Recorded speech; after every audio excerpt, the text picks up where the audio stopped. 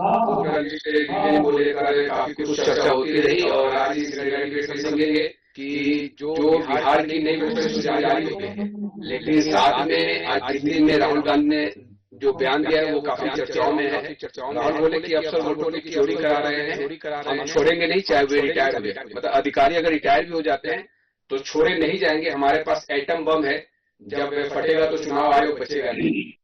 इसी की तरफ से चुनाव आयोग की तरफ से भी आ रहा है कि चुनाव अधिकारियों को ऐसी धमकियों को नजरअंदाज करना चाहिए।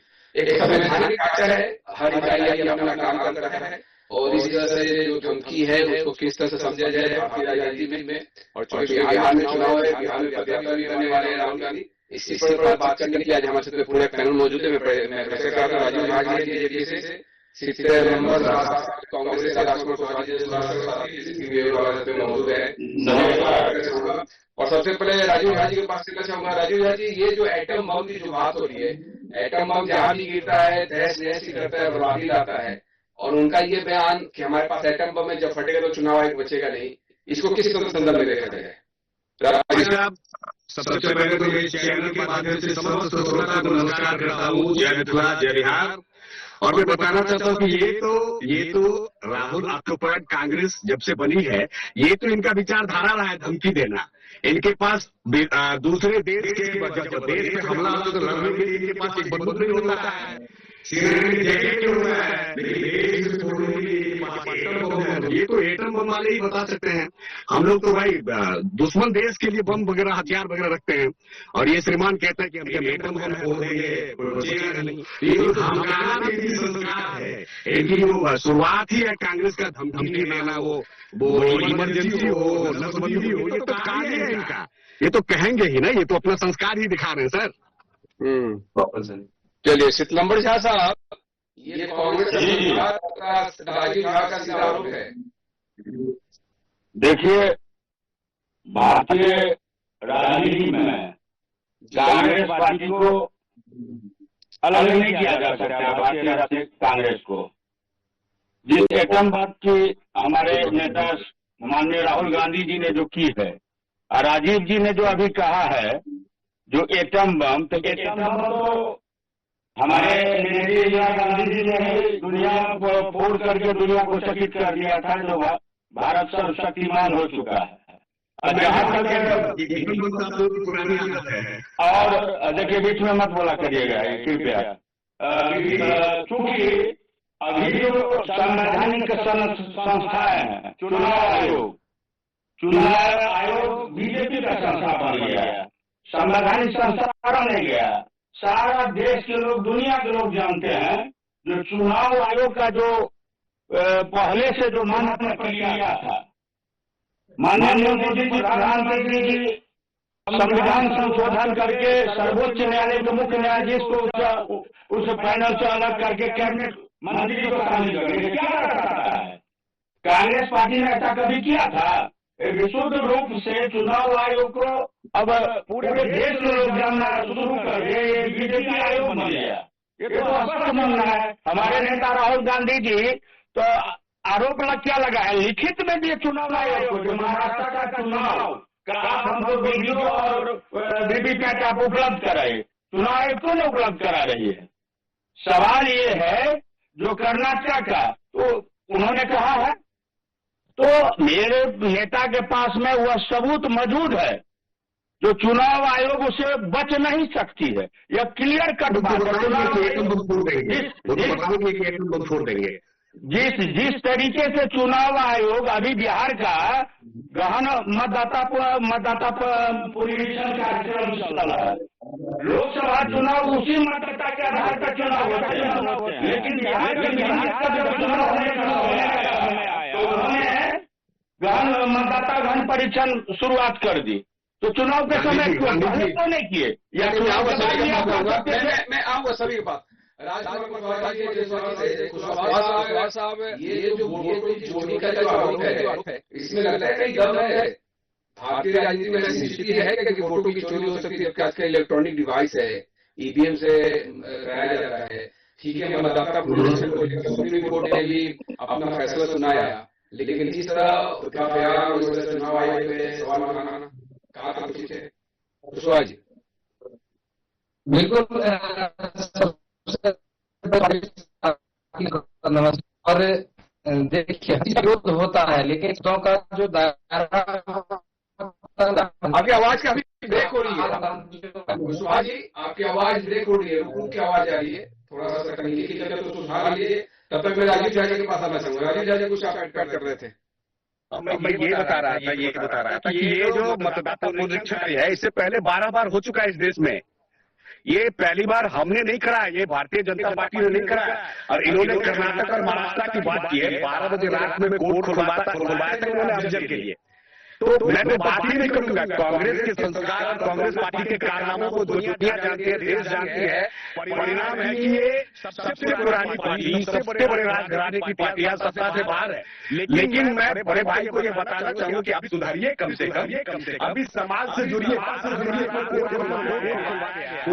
सुप्रीम कोर्ट को अपने पॉकेट में लेके चलने वाले, राष्ट्रपति से गाड़ी का गेट खुलवाने वाले, और अभी पुलवामा मामला को वहां कांग्रेस के पूर्व अध्यक्ष को जाने का समय नहीं दिया।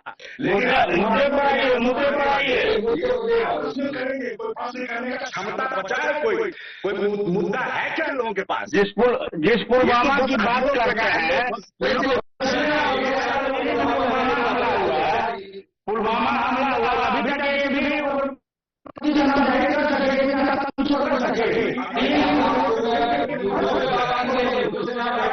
काफी महत्वपूर्ण है।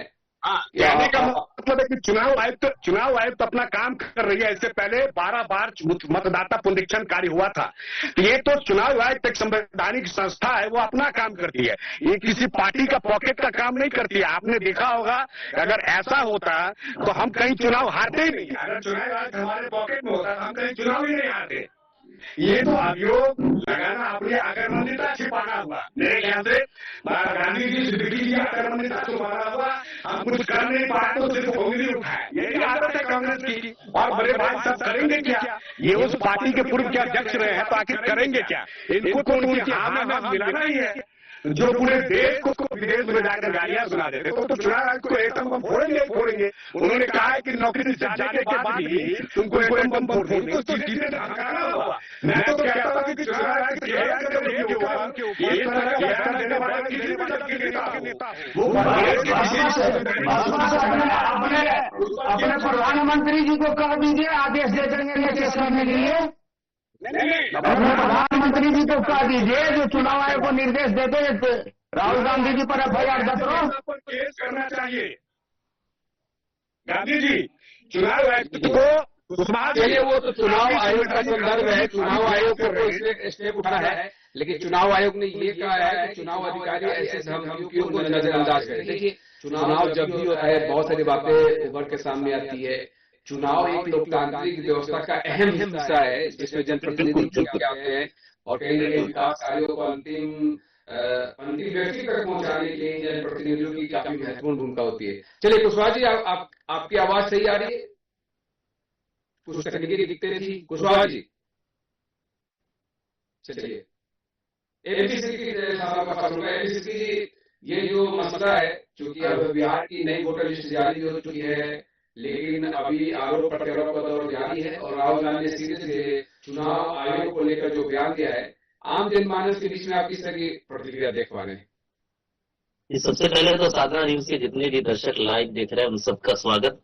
और वहीं कांग्रेस पार्टी से शीतलंदन झा, राजीव झा बीजेपी से, राजकुमार जिला युवा अध्यक्ष हैं चंदनतोला से स्वागत कर रहे हैं। लेकिन इस तरह से बात आ रही है समाज में, ये जनता की बात कहे तो जिस तरह से राहुल गांधी का जो बयान आया उसमें कई तरह की प्रक्रियाएं आने शुरू हो गई, प्रतिक्रियाएं आनी शुरू हो गई है। कई पार्टियां तरह तरह से बातें कर रही हैं। लेकिन बात रही चुनाव आयोग की बात। चुनाव आयोग जो निर्णय ले रही है ये अभी भी बता और अभी वर्तमान में भी हो रहा है। लेकिन जिस तरह से ये जो वोटर लिस्ट रिवीजन की बात आई, जिस तरह से बहुत से लोगों का नाम कटने का जो खदशा है, बहुत से लोगों का जो बाहर रहते हैं पलायन कर गए हैं, दूसरी जगह रह रहे हैं, उनको कई तरह की बातें सामने आ रही है। इसका कहीं ना कहीं अगर जिनका वोट कटता है वो अपने वोट देने से वंचित रह जाएंगे, तो वैसे लोग कहीं ना कहीं क्योंकि इससे तो जाएगा ही, जाहिर सी बात है, चाहे वो आपको कोई पार्टी हो या फिर कोई दल हो, उससे जाएगा। राहुल गांधी का बयान कि एटम बम फोड़ देंगे, धमकी चमकी दे रहे हैं, उसको किस तरह से देखा जाए? जिस तरह से राहुल गांधी का बयान है आइटम बम फोड़ देंगे, ये सब चीजें बोलने वाली चीज है, लोग बोलते हैं सियासत में। और रही आइटम बम की बात, आज के इलेक्शन कमीशन इस तरह की बातों को नजरअंदाज नहीं करेंगे, क्योंकि सियासत में इस तरह की बात आती है, खासकर कुशवाहा जी आप जी राजकुमार कुशवाहा जी। बिल्कुल जी सर, बात असल ये है कि सर देखिए, विरोध तो हम लोगों को करना है, लेकिन विरोध का भी एक जो शब्द होता है उसका दायरा हम लोगों को उस टाइप से करना चाहिए। अगर आपको ये न लगे, आज जो एटम बम की बात करी कहीं से जायज नहीं ठहराया जा सकता है, लेकिन होता क्या है ना कि जब ये लोग चुनाव हार जाते हैं तो चुनाव आयोग पर लगाते हैं, और चुनाव जीत जाते हैं तो ये लोग साइलेंट हो जाते हैं। लेकिन बात दरअसल ये है कि चुनाव आयोग जो आज जो भी चुनाव की एजेंसियां काम कर रहे हैं, कहीं न कहीं जो सरकार है सत्ता में उसके इशारे पे काम करती है, तो इसकी वजह से उनको बार बार इस चीज का बात सुनना पड़ता है। लेकिन हम लोग को भी समझने की जरूरत है कि चुनाव आयोग अगर बात करती है तो जनता को भी ये चीज दिखेगा, लेकिन ऐसा होता नहीं है, क्योंकि अगर जो आज गहन निरीक्षण की जो काम शुरू की गई और उसे कम समय दिया गया तो लोगों को ये लगा कि नहीं, कहीं ना कहीं ये सरकार की इशारे पे हो रही है। अगर यही काम अगर सरकार को या मान के चलिए चुनाव आयोग करना था तो थोड़ा इसका टाइम लेता, 1 साल 1.5 साल का, ताकि लोग आसानी से कर सकते हैं। बिहार में होता क्या है कि हम लोग एक तो खेती की सीजन है, दूसरी बात है कि हम लोग जो भी यहाँ के मान कर लोग हैं वो दिवाली छठ में आता है, तो कहीं ना कहीं सरकार की इशारे पे होती रही है, जिसकी वजह से उन पर ये बातें चल रही है चुनाव आयोग में। लेकिन अधिकारियों को ढूंढ निकालेंगे चाहे वो रिटायर हो जाए। नहीं, ये इसमें अधिकारियों की कोई कमी नहीं है, क्योंकि जो चुनाव आयोग आदेश दे रहा है और जो सरकार उस पर आदेश कर रही है, उन्हीं दोनों का ये भी है। इसमें कहीं न कहीं पदाधिकारी का कोई संलिप्तता नहीं है। पदाधिकारी तो ऑलरेडी अपना पूरा प्रयास किया है कि हमको जितना समय दिया गया है उसमें हम सभी मतदाता को चिन्हित करके सर्टिफाई कर ले, उसके पास जो संसाधन है जैसे वो कर सकता है वो किया। इसमें पदाधिकारी का कहीं कोई कमी नहीं, इसमें जो भी दायित्व है वो चुनाव आयोग का और जो सरकार वर्तमान में उसकी है। चलिए राजीव जी, इसके पहले भी आप देखें कि 9 दिन में ये दूसरी मर्तबा है जब राहुल गांधी की तरफ से इस तरह का बयान निकल के सामने आ रहा है। 24 जुलाई के बयान का भी जिक्र करना चाहूंगा, जब उन्होंने कहा कि मैं चुनाव आयोग को एक मैसेज देना चाहता हूँ, अगर आपको लगता है कि आप इससे बच निकलेंगे, अगर आपके अधिकारी सोचते हैं कि वे बच जाएंगे तो ये आपकी गलती है, हम आपको बच के जाने नहीं देंगे। इसलिए चुनाव आयोग का जवाब है, चुनाव आयोग ऐसे निराधार को नजरअंदाज करता है। लगातार दी जा रही धमकियों के बावजूद हम सभी चुनाव अधिकारियों से कहना चाहते हैं कि वो पहले की तरह निष्पक्ष और पारदर्शी तरीके से काम करें, गैर निराधार बयान को नजरअंदाज करें। तो आपको नहीं लगता है कि 9 दिन में दूसरी मर्तबा इस तरह का बयान? राजीव झा जी देखिए, अपने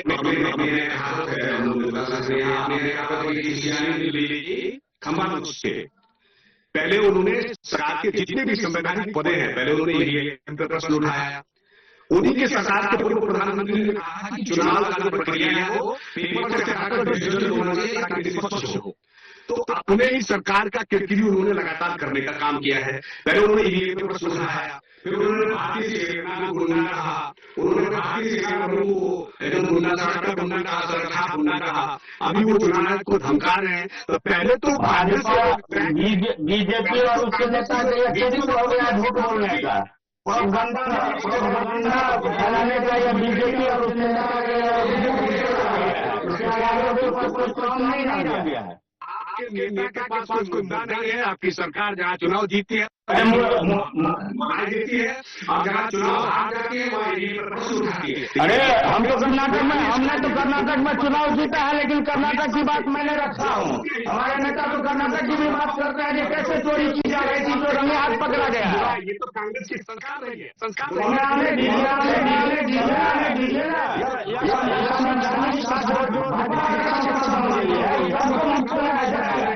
अभी सुप्रीम कोर्ट चिंता मत करिए राजीव जी। जी खंबा नोचने वाली बात हो रही है। ये तो कांग्रेस की पुरानी आदत है। और राहुल गांधी तो वो एकदम पूरा माइंड से तो बिल्कुल बच्चे, उम्र उनकी बड़ी जो हो गई हो। उन्होंने, हम लोग तो बताया कहते हैं उनको कि राहुल गांधी बने रहे और ऐसे ही राज्य दर राज्य वो आते और हमारी सरकार बनती रहे। मैं तो ताली बजाता हूँ राहुल गांधी। राहुल गांधी ने अभी तक जो बातें उठाई मोदी सरकार को झुकना पड़ा है। याद करिए राजीव जी, आप याद करिए। चुनाव जीते रहेंगे। जनता ने नकार दिया और जनता ने भाजपा को अभी जिन्हें मुद्दे उठाया जाता है राहुल गांधी उठाते हैं, उसको करती है।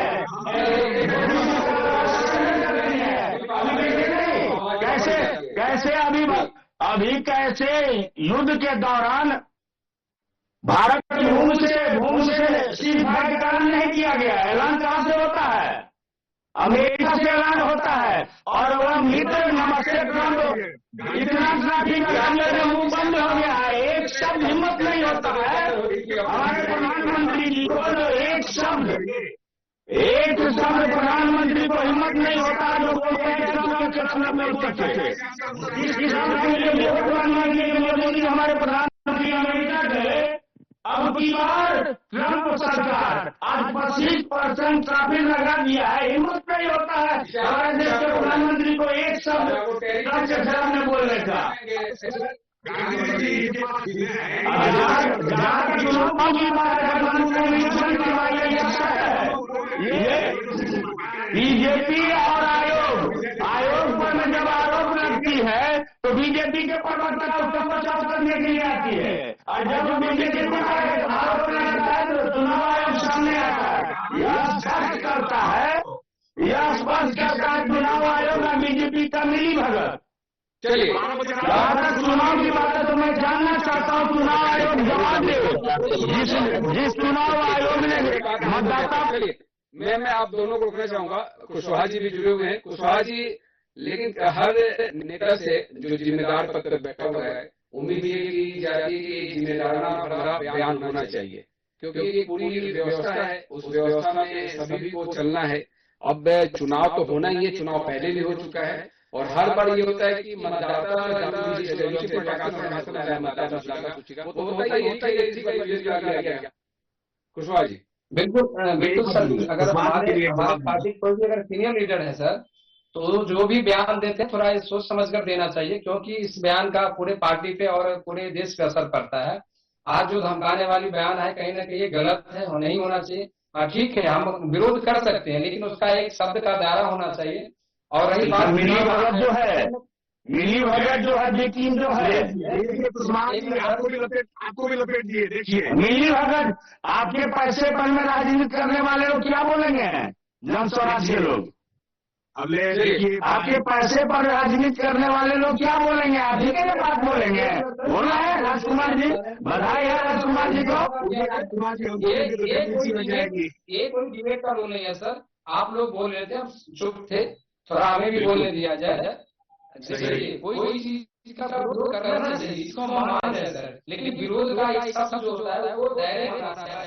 किसी को गाली दे, किसी को नाम का प्रयोग करे, होना चाहिए विरोध। लेकिन एक चीज इतना जरूर कहना चाहेंगे कि आज अगर चुनाव आयोग अगर कहीं जो भी काम करे वो कहीं ना कहीं बीजेपी के सरकार के इशारे पे करती है, जिसमें कोई बुराई नहीं है। लेकिन अगर कांग्रेस पार्टी का विरोध कर रही है, जन स्वराज का विरोध होना चाहिए, लेकिन शब्द का एक दायरा होना चाहिए जिसके तहत हम लोग किसी को ये आज जो धमकी भरी शब्द का प्रयोग किया है कहीं ना कहीं गलत है। विरोध आप कीजिए, रही बात। लेकिन एक बात जरूर कहना चाहेंगे, कौन बेहतर है, कौन क्या है, आज बार चुनाव होने वाला 2025 में 100 दिन बाकी है, 3 महीने, सब दिख जाएगा कि कौन सरकार बेहतर कर रहा है, कौन किस पे आरोप लगा रहा है, ये होना चाहिए या नहीं होना चाहिए।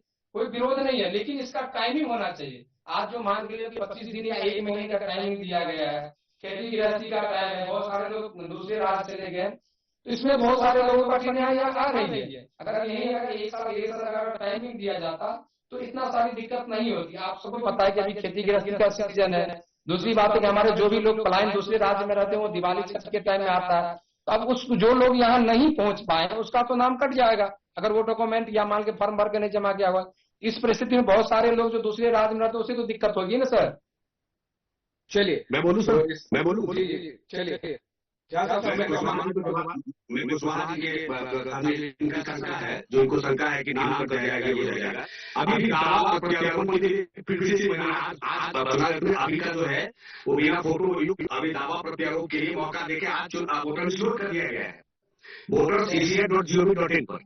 उसमें किसी का नाम नहीं कटा है, जिसका नाम जैसे था वैसे ही नाम दिया गया है। आज चेक कर ले पहले, अभी सबको चेक कर लेना चाहिए था कि जैसे वोटर लिस्ट डाउनलोड हुआ है, अभी सभी को डाउनलोड करके अभी चेकआउट कर लेना चाहिए था। नाम सिर्फ उसी के कटेंगे जो फर्जी वोटर हैं, और जो मैं क्लियर बोलना चाहता हूँ कि जो भाजपा के लोग अभी इशारा हो रही भाजपा की इशारा किसी के इशारे से नहीं चलती है, कोई भी सरकारी संस्था है।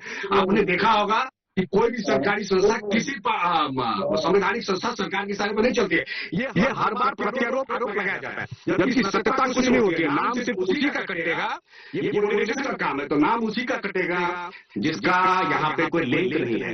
लेकिन जिसका उसमें तो दिया गया कुछ न कुछ 12 ऑप्शन दिए गए, 12 ऑप्शन में आपके पास कुछ भी नहीं है, तो फिर तो जाहिर सी बात है पुनरीक्षण का तो मतलब ही होता है कि वैसे लोगों का नाम वोटर लिस्ट से कट जाना चाहिए जिसके पास दावा और आरोप प्रत्यारोप के लिए कोई पेपर ही नहीं है। सरकार ने तो चुनाव वक्त में तो अभी 1 सितंबर तक का मौका दे दिया है भाई कि आप में अगर कुछ कमी है, नाम कट गया, कोई सुधार कराना है तो आप ऑनलाइन करें। और जो रही बात बाहर चलेगा, अभी पोर्टल दे दिया गया, ऑनलाइन ना कर सकते, डिजिटल युग है, कोई पेपर वर्क की जरूरत नहीं, आप डाउनलोड कर लीजिए, डायरेक्ट ऑनलाइन कर लीजिए। अब तो लोग एक पेंशन का फॉर्म ऑनलाइन करा देता है, हम नहीं कर पाए। ठीक है, तो पूरी व्यवस्थाएं हैं। आप साइबर चुनाव आयोग के हर कदम काफी फूक फूक कर रख रहा है, ठीक है, बयान भी हो जगह है, चुनाव आयोग भी जारी है, और इसी मुद्दे को आज समझ लेते हैं। मैं आप सभी का बहुत बहुत धन्यवाद करना चाहूंगा इस खास चर्चा में शामिल होने के लिए। राजीव झा जी आपका, शीतलम्बर झा साहब आपका, राजकुमार मिश्रा जी आपका, और अभी सिद्दीकी साहब आपका बहुत बहुत धन्यवाद। साधारण खबरों का सिलसिला जारी रहेगा। Back to studio. Thank you. नमस्कार। नमस्कार। धन्यवाद।